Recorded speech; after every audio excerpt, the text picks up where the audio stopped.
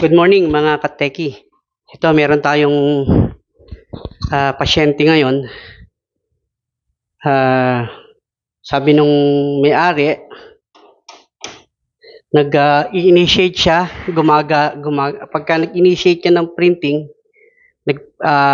gumagalaw siya, sumusunod naman siya dun sa command mo.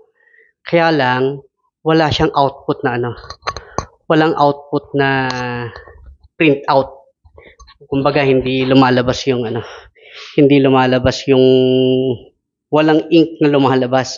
So upon visual checking, nakikita ko yung host niya walang ink. So ang possibility, baka nakapaglagay ng ink na hindi compatible, nagbara yung daluyan ng ink,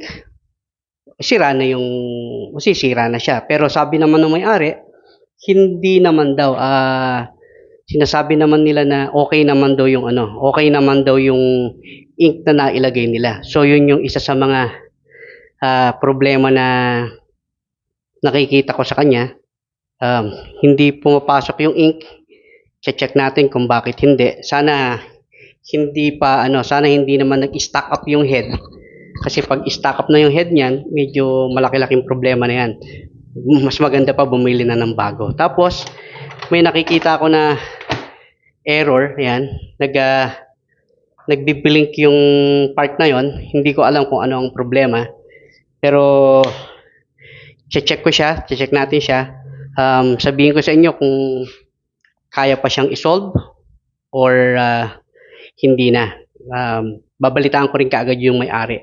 Update ko kayo mga kateki kung ano yung magiging update o magiging mangyayari dito sa pasyente natin na to. So okay guys, ang gagawin natin ganito. Clean muna natin yung head. Pagkatapos mag-deep cleaning tayo. Saka tayo mag-test. Ganito yan. Cleaning. Pagka-on mo sa kanya, pindutin mo itong setup button or fix button. Makikita mo dyan yung lalabas yung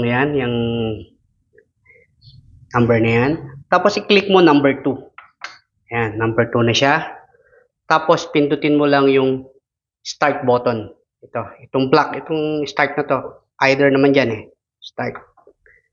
So magi-initiate yan, gagalaw yan. Okay. Oops, sorry. Yan. Nagki-clean yung head niya. Yan. Yan.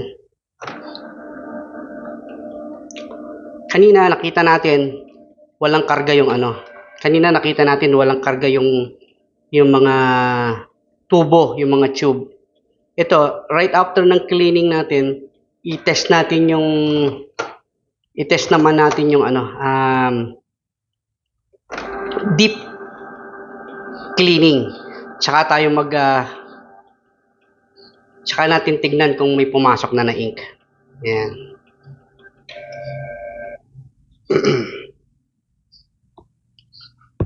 Yan, bumalik na siya.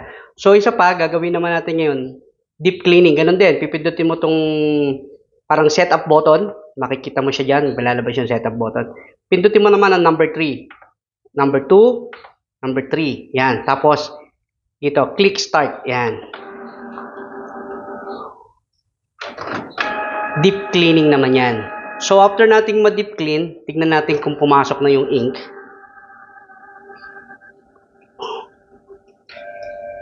Yan, titignan natin kung pumasok na yung ink.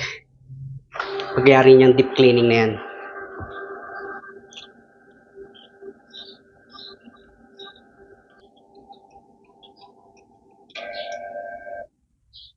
Ayan. Initiate. Nag-stop na yung deep cleaning. Tignan natin yung ink ngayon.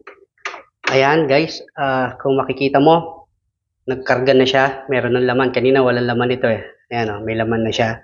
Ngayon, ang gagawin naman natin, tetestingin natin ang printing kung magpiprint na siya. Ayan Ang pagtitest naman ng print, pindutin mo lang itong button, isang button. Okay? Tapos, click mo lang uli yung start dito.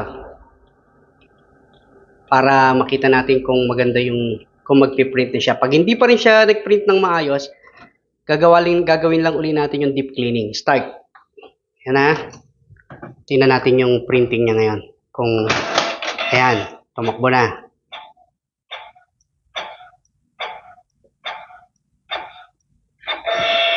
Ayan, may print out na siya. Tingnan natin kung malinis na. Medyo, medyo may mga guhit pa na missing. Ayan. Tapos parang medyo, medyo yung kulay ng pagkadilaw ay hindi pa rin masyado. I-deep clean ko lang ito ng mga 2 or 3 times pa. Then after na nating ma-deep clean ito ng 2 or 3 times, tingin ko perfect na yan. Okay na yan. Yun. So guys, kung meron kayong gustong ipa-check, computer, sistema, CCTV, DNS server, gusto niyo magpa-set up ng CCTV, gusto niyo magpa-set up ng internet cafe, office network, anything na related sa system, i-message nyo lang po kami. Tignan natin. Free naman, limited consultation. Consultation is free, limited free consultation kumbaga. Tignan natin, tulungan namin kayo kung ano yung po pwede naming maitulong. Okay, maraming salamat. Please follow, like, share, and subscribe po kayo sa channel para mas marami kayong makuha mga information. Maraming salamat. Bye-bye.